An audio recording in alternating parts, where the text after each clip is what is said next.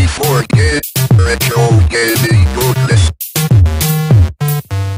Looking back into the Commodore 64's library reveals many games. More games than any other computer or system ever made. And with that, too many great titles got lost in the shuffle. This series is dedicated to highlighting these forgotten gems. Welcome to Commodore 64 Deep Cuts.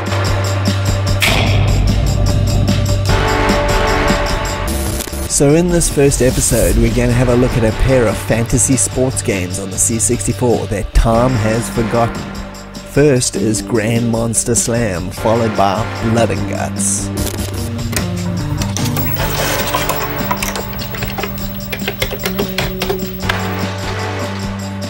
Grand Monster Slam was published by Rainbow Arts in 1989 and was a really good port of the Amiga Atari ST versions, and is said to be heavily inspired by the 1985 arcade game called Penguin Wars, where the similarities are pretty obvious if you've played it. The game falls into the fantasy sports category, with you playing a dwarf who is trying to win the Monster Slam, which is a sports game played between all the crazy characters and creatures of this fantasy kingdom. The goal of the game is battle your way through three different leagues to win. You have to kick all the bellons, which are the furry ball creatures, to the end of the field by passing your opponent, who's doing the same in return. It's a chaotic scramble to get all the bellons to the other side without being hit yourself, which takes you out for a couple of seconds. If you get all the bellons across, then you sprint up the field to victory. There's a ton of unique characters you go up against during the game, each with their own hilarious profiles and sport excellent high-res graphics which really bring them to life. Between matches, there are also two different types of mini games, including the Fulton feeding, where you try to kick bellons into the Fulton's mouths, and bellon punching, where a group of the furry creatures attack you and you have to defend yourself. The game is just overwhelming with detail and humor, with really good high-res graphics that are well animated and an excellent forgotten soundtrack by Chris Hulsbeck that is brilliant, and a total forgotten Sid epic. As a one-player game, it's fairly fun, but obviously has limited replayability, especially if you complete it, which I think is maybe the reason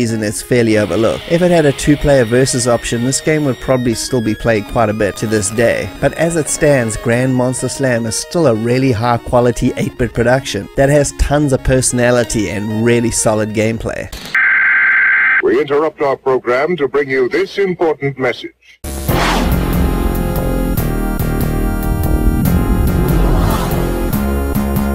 Come quietly or there will be trouble.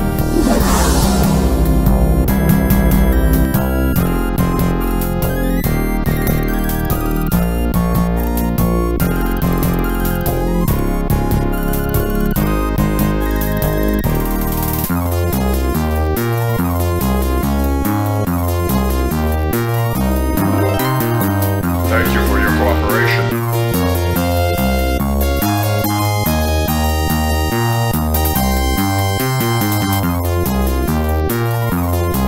I'd buy that for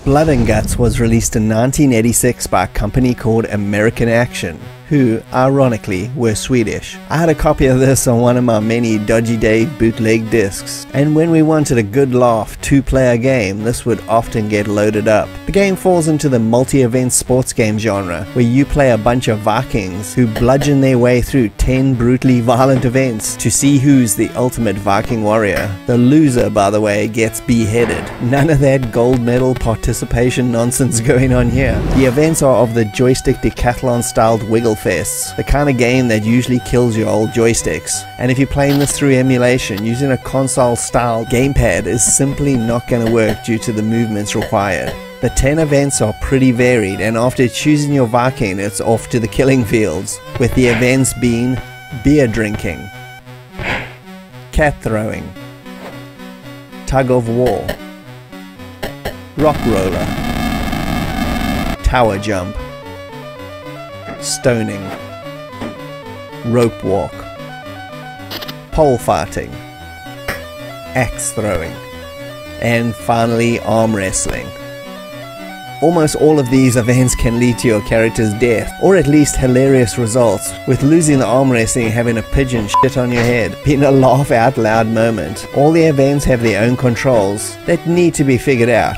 Fortunately, there is a practice option so you can get it all sorted before you play the real events. The graphics represent the events fairly well, with some decent animation, and each event even has its own musical score, just like summer games too. The fun of this game all comes down to if you're going to play it in the 2-player mode or not. It's not the greatest multi-event sports game on the C64, with the competition on this system at least being extremely high, but it's still a funny variation, just like Caveman Ugg Olympics, that's worth messing about with a friend.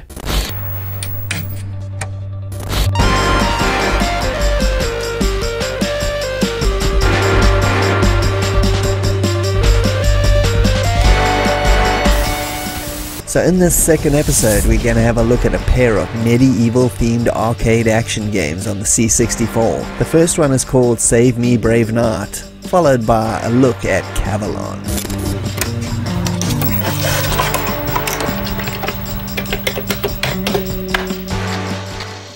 Save Me Brave Knight was a very early C64 game coming out in 1983 by a bunch of Hungarian programmers who formed the group Fahrenheit 451 Software. They only ended up releasing 2 games, the absolutely bizarre Arctic Shipwreck and Brave Knight. Both these games were published by Commodore themselves in Europe, with Brave Knight appearing on a 1985 Commodore UK compilation called Fantasy 5. My experience with this little medieval romp was in about 1984 at my friend's house, as we poured through his piles of dodgy Dave bootleg discs, loading up anything with an interesting title. And obviously Save Me Brave Knight immediately popped out to us. It's a basic arcade-style action-adventure game where you have to rescue a princess held captive by a multi-headed dragon. There are 3 main levels to the game. The first is an asymmetric lock blaster where you have to throw lances to crack open the gates to the castle. Next is a side-scrolling section where you have to launch giant bats and witches as they swoop down to attack you. And the final stage is a face-off with a 7-headed dragon as you throw your lances up at various angles to destroy them, all the while dodging dragon fire. If you manage that, you get to choose between 2 doors randomly and hope the princess is behind one of them, and then it's back to the beginning but harder in typical score attack style. It is in essence a really simplistic but well-designed game for 1983 with some nice graphics and pretty addictive gameplay. It's a unique, forgotten release I had so much fun with back in the early C64 days, and I think if Fahrenheit 451 Software lasted a little bit longer as a group, we really could have got some impressive stuff out of them later, based on this release alone. We interrupt our program to bring you this important message.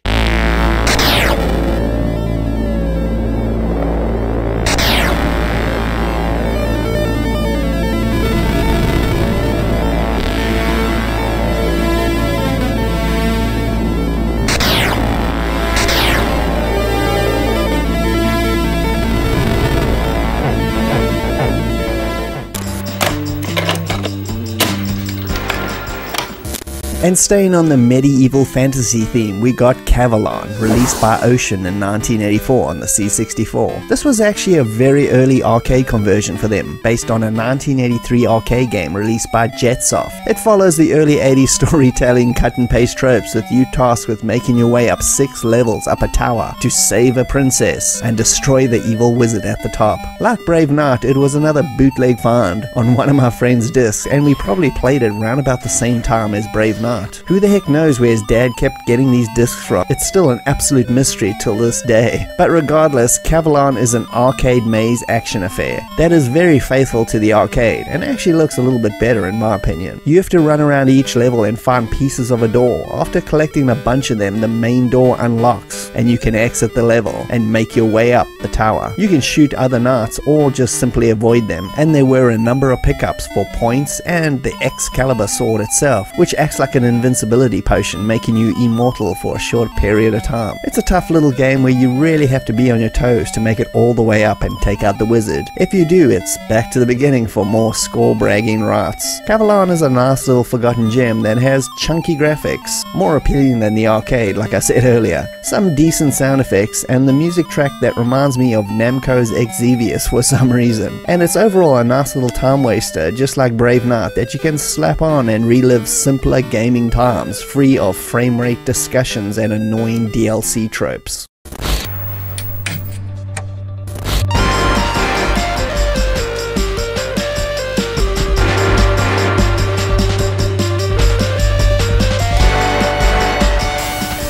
So in this third episode, we're going to have a look at a pair of tank simulators that don't really get much mention in the modern C64 scene.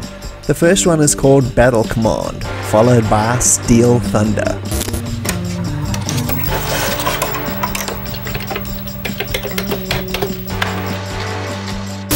And our first game today is Battle Command, a late 1991 release by Ocean on the C64. This game was released on the cartridge format to cash in on Commodore's ill-fated C64 GS console, but was able to take advantage of the cartridge memory to make a 3D tank simulator that was every bit as good as its Amiga 16-bit brother. Real-Time Software did a brilliant job of converting this 1990 Amiga gem over, and kept almost everything intact. It was a futuristic tank simulator with a lot of action over serious sim aspects, although there is enough of that, yeah, to bring a lot of added extra strategy and depth to the mix. It's basically a fully 3D version of Atari's Battlezone arcade game. This was part of Real-Time Software's Carrier Command series, with this being a spin-off that focuses a bit more on the arcade action aspect. It has a total of 8 missions overall, each with their own unique mission criteria. Equip out your tank with a multitude of weapons and defensive items, all based on weight, so depending on your mission,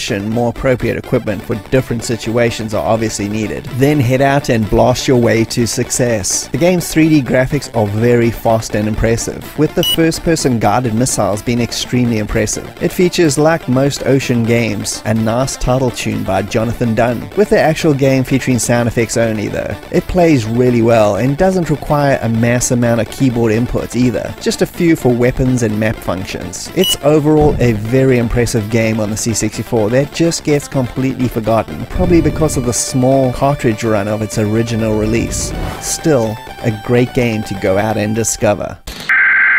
We interrupt our program to bring you this important message.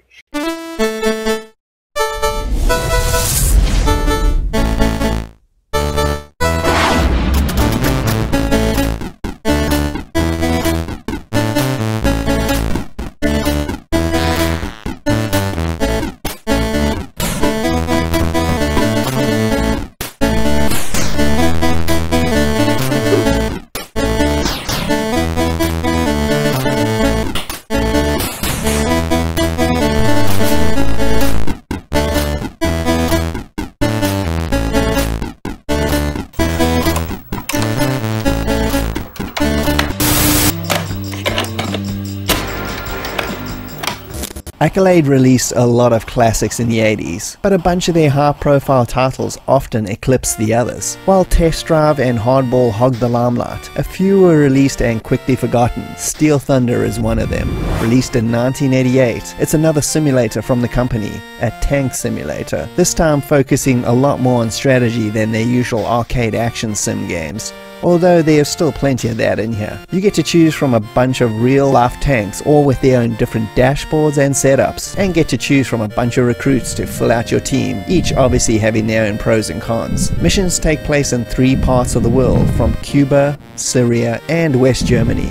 Bear in mind this game was made before the fall of the Berlin Wall. Steel Thunder is not a pick up and play game. You're gonna have to invest some time to get to grips with it, as there is a lot you can do. Jumping into the seat of any of the core recruits to maneuver the tank can make the game's learning curve a bit steep, but having said that, the opening tutorial mission is done really well. And if you take the time, you're going to be rewarded with arguably the best tank simulator on the C64. Tons of missions can be taken on in all the locations, from eliminating enemy scouts to ambushing a supply convoy or disable a communications array. They all play out differently, and choosing the right tank and using the appropriate artillery for each situation will greatly increase your odds of survival. Lots of different ammo is available for different situations, from armor-piercing bullets to anti-tank guided missiles to good old-fashioned 50 cal machine gun ammo, as well as defensive options like deploying a smoke grenade and backtracking out of a really bad situation. Steel Thunder is a great sim from Accolade, less arcadey than the Train or Ace of Aces, but still having enough action to keep you interested. The sound effects are good, the graphics and presentation are high quality as with all their C64 games, and this is a great deep cut that has kinda been forgotten against at least Accolade's other heavy hitter games of that period.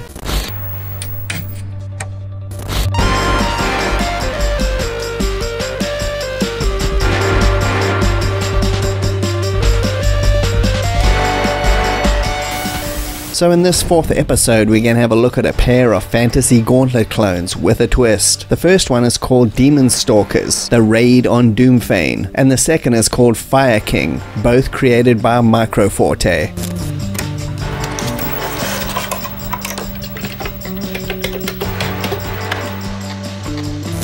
Demon Stalkers, the Raid on Doomfane was released in 1987 by Microforte and distributed by Electronic Arts. When you boil it down, it's basically a Gauntlet clone in its simplest terms, but Demon Stalkers has enough personality and features to make it not only a good one, but one that's well worth your time. Your mission in the game is to head down a 100-level dungeon and kill the head demon Calvrak. On the way, loot as much gold and magical artifacts as you can. Gameplay is simply blast all manner of beasts, ghosts and monsters while looking for keys to open doors to the next level. Sound familiar? But then it also adds scrolls to the mix, which are hints about each floor and vital information you need to kill certain creatures. The hints are also very unique to each level and give a sort of mini-mission feel to each new floor, as opposed to Gauntlet's eat food, kill, grab keys, which is pretty much the same for the entire game. You can also pick up spells and destroy everything on screen, and pick up items and armor to enhance your character, giving the game a light RPG styled element. Gameplay is essentially a mix of light puzzle solving and run and gun styled action, and mixes together quite well. Adding to the fun is the fact that you can actually play it in 2-player simultaneous mode, and the fact that it also comes with its own custom dungeon editor, so you can make your own dungeons to torture your poor unsuspecting friends with, which is a lot of extra to add to the game. Graphics and sound are definitely not a strong suit. Sound is minimal at best, and the graphics are a bit bland, but the levels do feel and look quite different from each other, even though the scrolling is a bit janky. When it was released in 1987, it garnered average reviews and was gone the next day. Microforte, the company that made this, only released a handful of games, but their follow-up to this, which we'll look at shortly, really takes this basic concept and runs with it. Demon Stalkers, although not visually or sonically top-notch, was a game that with a few simple twists made the Gauntlet concept feel like a full-fledged adventure as opposed to a simple arcade romp, and it definitely deserves a second look, or a first if you've never played it originally. We interrupt our program to bring you this important message. This is the 500XJ from Epix. It is the highest scoring joystick that has ever been built. But what's even more amazing about the 500XJ than how fast it can go is how it feels once you get there.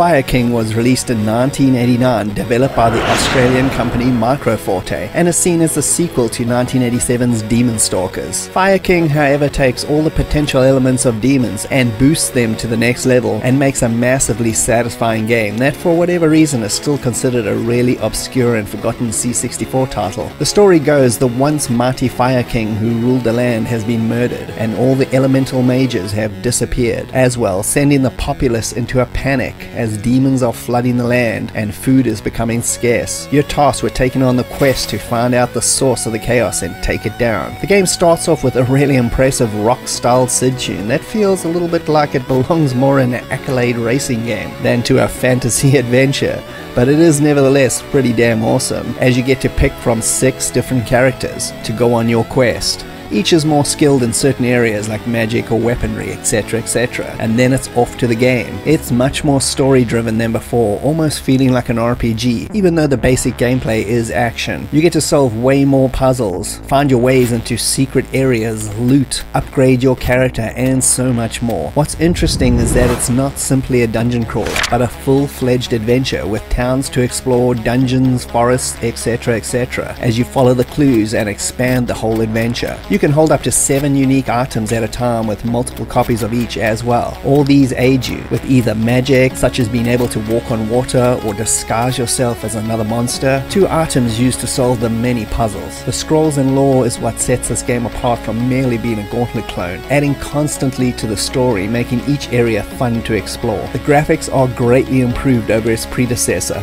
much smoother, and the variety of the environments is vast to say the least, and it also sports much better sound effects graphics, although they're still pretty forgettable. Fire King is another game that came and went in a flash. Most publications never even reviewed the C64 version. One that I found hilarious was a bad review from Your Commodore in their September '89 issue, saying almost nothing bad about the game whatsoever, but then just slapping a 50% overall rating on it. It's so confusing. I honestly have to wonder who they were getting back then to do these game reviews, because looking back in retrospect, there were a lot of terrible takes on really great games. Regardless, Fire King is another forgotten gem buried very deep in the C64 vaults, and hopefully if you've never heard of it or played it, this has shed a little bit of light on something new to play on your old bread box.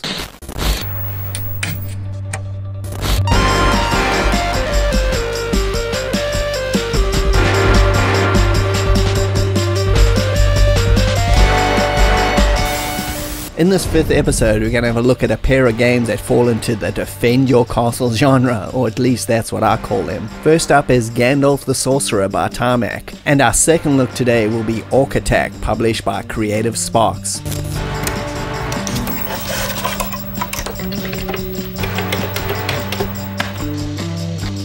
Gandalf the Sorcerer was released in 1984 by Tarmac and developed by Game Gems, a game that steals the wizard Gandalf from Tolkien lore and slaps him into an arcade-style action game, unlicensed of course. This is, after all, the 1980s. This was one of those really early games I played at my friend's house, as we loaded up his piles of bootleg games in hopes of finding something good. Gandalf was an unexpected find. The story is simple. As you play Gandalf, you have to defend your castle from attacks from the lizard men, who are after your gold. They will try to storm the castle and abduct your apprentices, and use them for ransom. You can fight back by blasting them with lightning bolts. When they die, they leave gold, which can be picked up later. Your magic is not unlimited though, and you'll have to climb to the top of the tower to use a star to replenish your magic. Not only are the lizard men your problem, but also random lightning strikes which can sap your energy, and the fast and deadly spiders which can stun or kill you depending on your condition.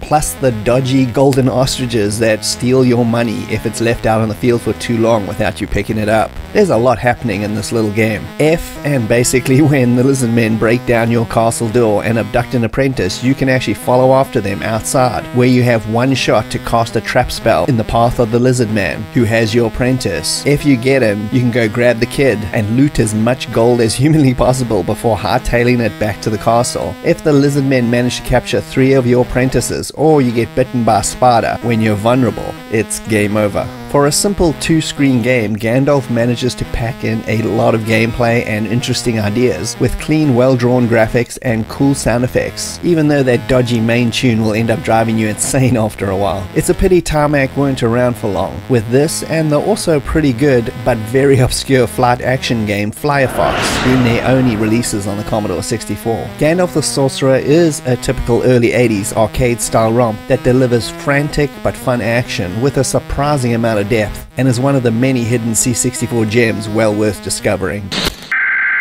We interrupt our program to bring you this important message.